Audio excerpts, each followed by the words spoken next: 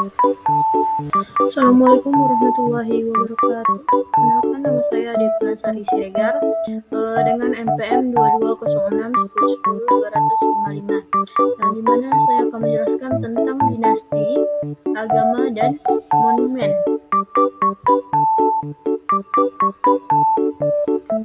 Kerajaan Mataram kuno. Yang pertama ada dinasti Syailendra yang dimana sampai saat ini penulisan sejarah kuno Indonesia belum dapat dilakukan secara tuntas sebab pada beberapa periode yang sumber sejarahnya sangat kurang. Umumnya para ahli sependapat bahwa tokoh Permata Wangsa Syailendra atau Syailendra Wamsatilaka itu sama dengan tokoh yang disebutkan di dalam prasasti Kelurak atau prasasti Nalanda dan prasasti Ligorbe, yaitu Daharanindra, lain prasasti Sojomerto dan prasasti Kalasan. Keterangan tentang adanya nama Syailendra ditemukan dalam prasasti berangkat tahun 704 Sey atau 782 Masehi yang berasal dari desa Kelurak.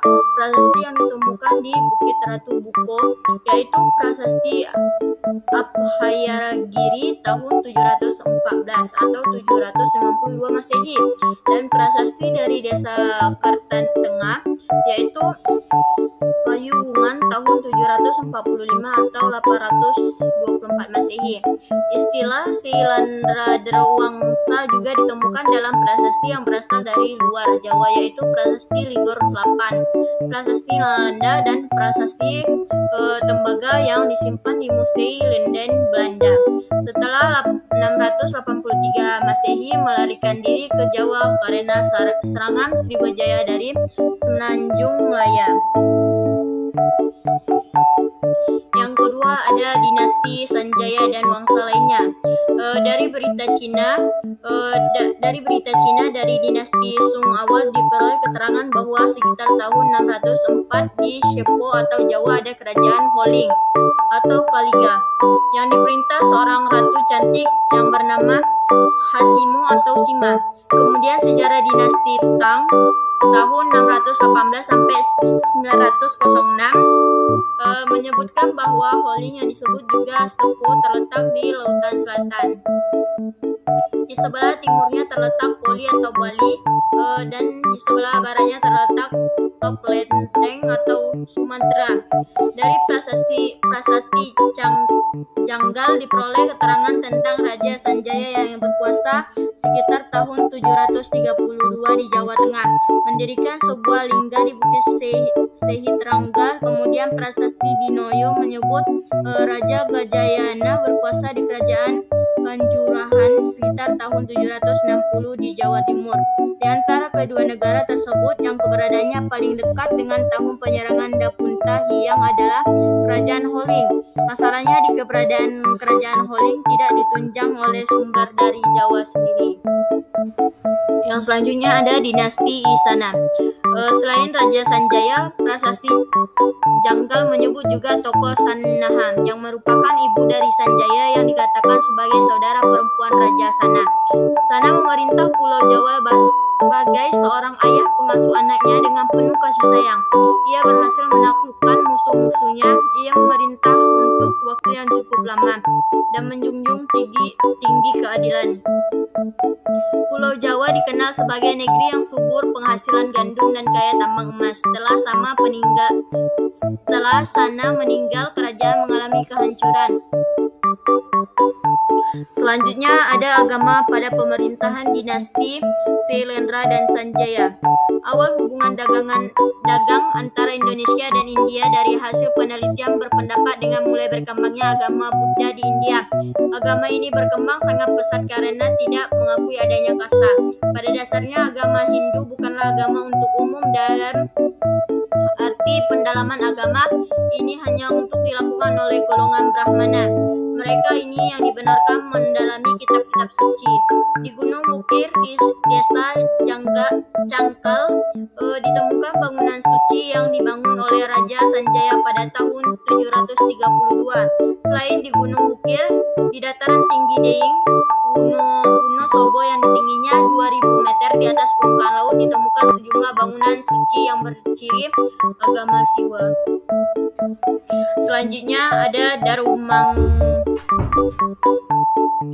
Dharmawangsa Teguh dan Airlangga.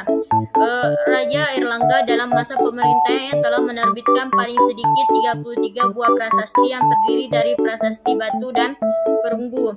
Salah satu prasastinya yang sangat penting adalah prasasti Puncangan 959 Saka atau 1037 Masehi yang membuat data yang jelas tentang riwayat hidup dan silsilah Airlangga. Seluruh masa pemerintahan dapat dibedakan menjadi 3 fase, yaitu masa konsolidasi, masa keemasan, dan masa akhir pemerintahan. Sesuai dengan isi prasasti Puncangan berbahasa Sanskerta tahun 959 atau 1037 Masehi. Tahun 941 atau 1900 Masehi adalah saat Airlangga mendapat restu dari para pendeta Siwa, Buddha, dan Mahabrahmana untuk menduduki tahta kerajaan menggantikan Raja Dharmawangsa Teguh yang telah tewas. Akhirnya pada waktu pemerintahan sebagai raja adalah Sri Maharaja Rakai Halu Sri Lokeswara Dharmawangsa Airlangga, dan gelar yang dipakai setelah mengundurkan diri sebagai raja adalah Aji Paduka Empuku Sang Pinaka Catra Ning Buhuana. Lambang Garuda Muka yang lazim tergambar pada prasastinya adalah Garuda yang berfungsi sebagai kendaraan Wisnu. Tokoh Garuda sendiri mempunyai arti simbolis yang menggambarkan sifat ketangkasan, melayang tinggi, dan kedahsyatan atau keganasannya.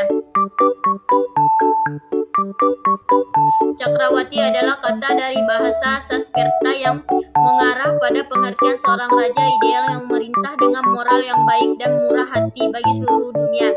Cakra atau roda adalah simbol yang diasumsikan secara umum bahwa semua berawal dari roda matahari yang memberi penerangan dan memerintah dunia setiap harinya. Mengangkat roda merupakan simbol yang jauh sebelumnya telah ada dalam pemikiran India yang tertuang pada karya Kalidasa.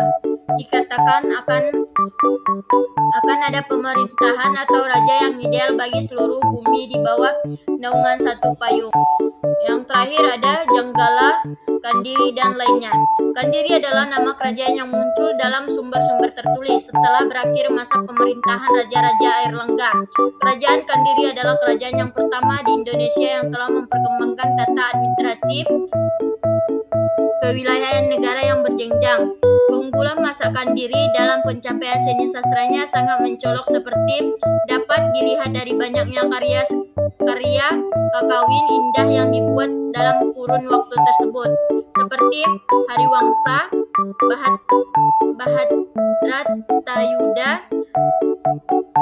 Gatotkaca Kresnayang, Smarandahana, Sumanasataka, dan Buhomantaka. Oke, mungkin itu saja dari penjelasan saya. Cukup sekian.